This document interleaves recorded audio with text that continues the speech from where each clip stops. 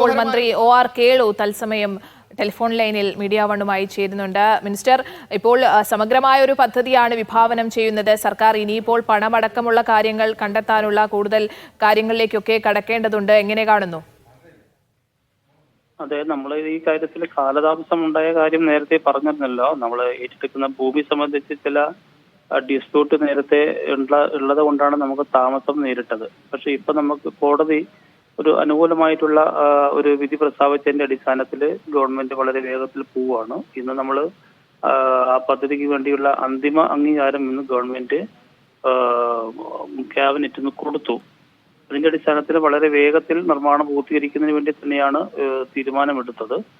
അപ്പോ അതിൽ നേരത്തെ നമ്മൾ പറഞ്ഞ കാര്യം രണ്ട് സ്ഥലമാണ്. ഒന്ന് എൽസ്റ്റൺ എസ്റ്റേറ്റും രണ്ടാമത്തെ നെടുമ്പാല എസ്റ്റേറ്റും.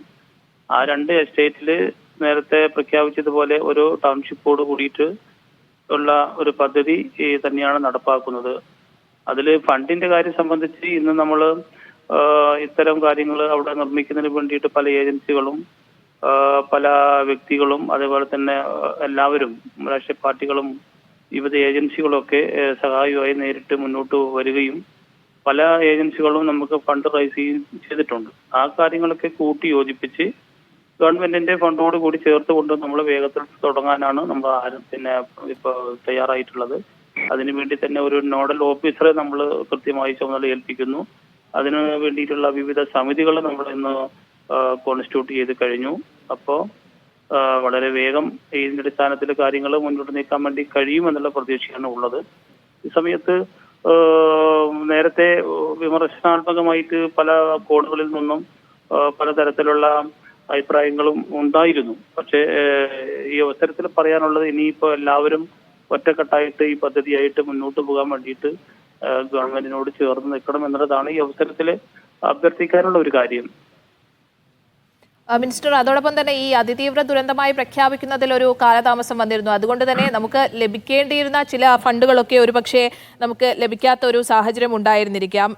ഇനിയിപ്പോൾ കാലതാമസം ഉണ്ടായതുകൊണ്ട് തന്നെ കൂടുതൽ സഹായങ്ങൾ കിട്ടേണ്ട ഒരു തിരിച്ചടി ഉണ്ടായി. പക്ഷേ ഈ ഒരു ഘട്ടത്തിൽ ഇനിയിപ്പോൾ MP ഫണ്ട് അടക്കമുള്ളവ ഇങ്ങോട്ടേക്ക് വയനാട്ടിലേക്ക് വഴിമാറ്റി ചിലവഴിക്കുക തുടങ്ങിയ കാര്യങ്ങളൊക്കെ ഉണ്ടല്ലോ. അത്തരത്തിലുള്ള ചർച്ചകളിലേക്കൊക്കെ ഇനി ഒരുപക്ഷെ പോകാം അല്ലേ? അതെ, നമ്മളിപ്പം ഗവൺമെന്റ് അല്ല കേന്ദ്ര ഗവൺമെന്റ് നമ്മൾ ഇപ്പോഴും സഹായിക്കുമെന്ന നിലയ്ക്ക് തന്നെയാണ് കാര്യങ്ങൾ കാണുന്നത്. നമ്മൾ ഫെഡറൽ സംവിധാനത്തിന്റെ ഭാഗമായിട്ട് നമ്മൾ എത്രയാണ് ആവർത്തിച്ച് പറയുക. നമ്മൾ ഗവൺമെന്റ് ആവർത്തിച്ച് പറഞ്ഞു.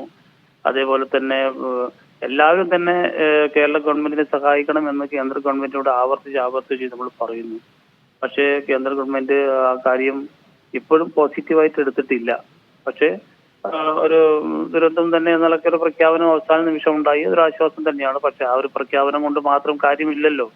ആ പ്രഖ്യാപനം എന്ന് നമ്മൾ ഉദ്ദേശിക്കുന്നത് ഗവൺമെന്റിന്റെ സാമ്പത്തിക സഹായം കൂടി എന്നുള്ള നിലയ്ക്കാണ് നമ്മൾ ആ പ്രഖ്യാപനത്തെ കാണേണ്ടത്, അല്ലെങ്കിൽ നമ്മൾ കാണുന്നത്.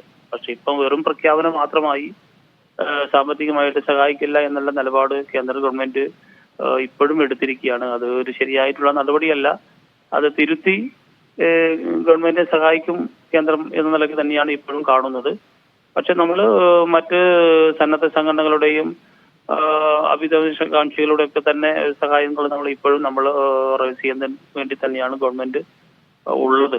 അപ്പൊ എല്ലാരെയും കൂട്ടി യോജിപ്പിച്ചുകൊണ്ട് നമ്മൾ ഈ കാര്യങ്ങൾ മുന്നോട്ട് കൊണ്ടുപോകും. കേന്ദ്ര ഗവൺമെന്റ് സഹായിച്ചില്ലെങ്കിലും ഈ പദ്ധതി നമുക്ക് ഉപേക്ഷിക്കാൻ വേണ്ടി സാധിക്കില്ല. ഗവൺമെന്റിനെ സംബന്ധിച്ച് കേരള ഗവൺമെന്റ് ആയിട്ട് ആരൊക്കെയാണ് സഹകരിക്കുന്നത് അവരെയൊക്കെ യോജിപ്പിച്ചുകൊണ്ട് പദ്ധതി പൂർത്തിയാക്കും. വളരെ നന്ദി ശ്രീ OR കേളു ഈ ഘട്ടത്തിൽ പ്രതികരിച്ചതിന്. മന്ത്രി OR കേളു ആണ് പ്രതികരിച്ചത്. കേന്ദ്ര സഹായം ലഭ്യമാകുന്നില്ലെങ്കിലും എല്ലാം ഒഴുക്കിടക്കീഴിൽ എത്തിച്ച് വയനാട്ടിലെ മുണ്ടക്കൈയിലെ ചൂരൽമലയിലെ ആളുകളെ എത്രയും വേഗം പുനരധിവസിപ്പിക്കാനുള്ള പദ്ധതികളുമായി സംസ്ഥാന സർക്കാർ മുന്നോട്ട് പോവുകയാണ്. മുഖ്യമന്ത്രി അധ്യക്ഷനായ പുനർനിർമ്മാണ സമിതിക്കാണ് ഈ പദ്ധതിയുടെ മേൽനോട്ട ചുമതല ഉണ്ടായിരിക്കുക.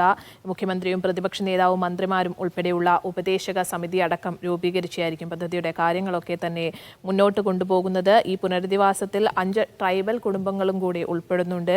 അത്തരത്തിൽ എല്ലാവരുടെയും ഇഷ്ടമനുസരിച്ചുള്ള ഒരു പുനരധിവാസത്തിലേക്ക് കാര്യങ്ങൾ പോവുകയാണ്.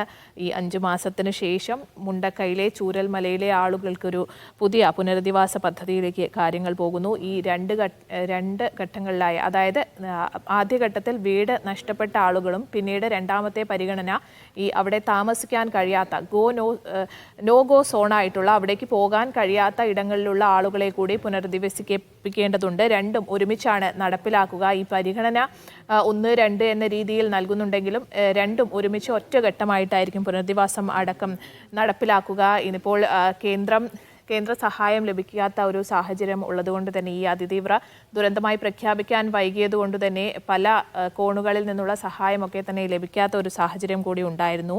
നിലവിൽ ഇന്ന് ഇപ്പോൾ 38 സ്പോൺസർമാരുമായി മുഖ്യമന്ത്രി യോഗം ചേർന്നിട്ടുണ്ട്. അത്തരത്തിൽ സ്പോൺസർഷിപ്പിലൂടെയൊക്കെ കൂടുതൽ സഹായം കണ്ടെത്തുക, ഈ പല കർണാടക സർക്കാർ അടക്കമുള്ള ആളുകൾ 100 വീടുകളടക്കം നിർമ്മിക്കാനുള്ള അത്തരത്തിലുള്ള സ്പോൺസർഷിപ്പുകളൊക്കെ വരുന്നുണ്ട്. നേരത്തെ ചീഫ് സെക്രട്ടറി അടക്കം പറഞ്ഞത് ഈ വീട് നിർമ്മാണവുമായി ബന്ധപ്പെട്ട് കമ്പി, സിമന്റ്, പെയിന്റ് അങ്ങനെ സഹായങ്ങൾ നൽകുന്ന സ്പോൺസർമാർ ഒക്കെ തന്നെ ഉണ്ട് എന്നാണ്.